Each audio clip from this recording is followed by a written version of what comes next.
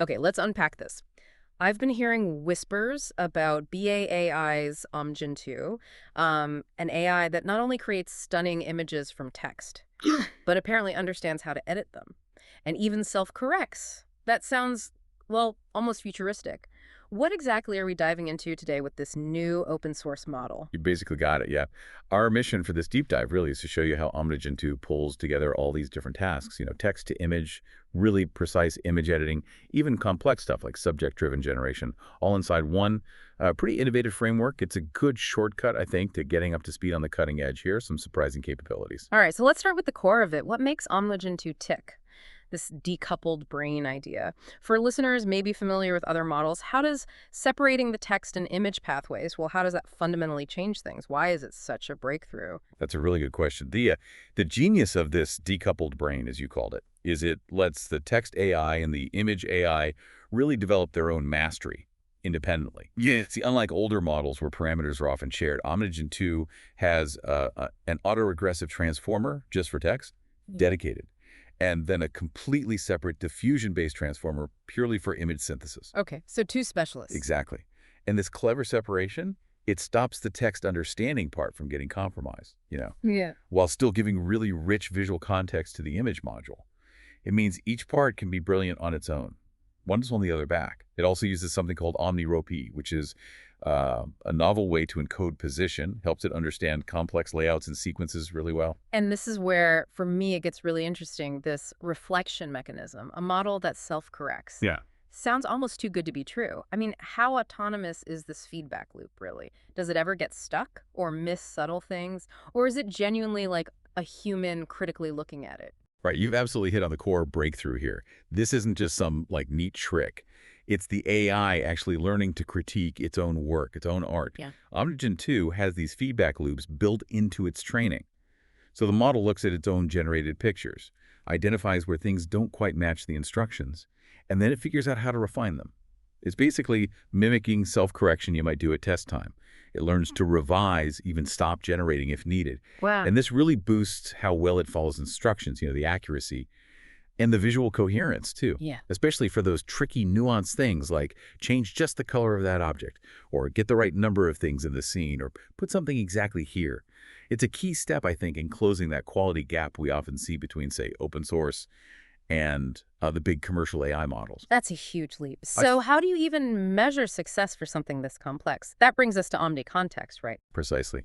Yeah, assessing this kind of in-context generation needed something new. So BAAI built a specific benchmark, Omni context. It has different task types like single, multiple, scene, Yeah. across categories like character, object, scene. Pretty comprehensive. And the performance, it's actually very impressive.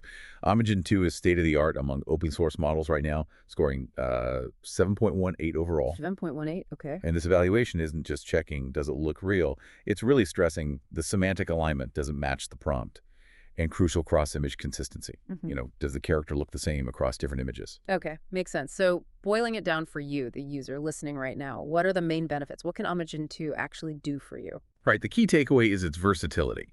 First, it gets really solid visual understanding from its foundation, QuinVL 2.5. That's a strong existing model because it's a great starting point. Then it delivers high-fidelity text-image generation. You get good pictures. It offers really top-notch instruction-guided image editing, state-of-the-art, really. And it enables this flexible in-context generation. So it can take various inputs, text, images, and combine them into coherent visual outputs.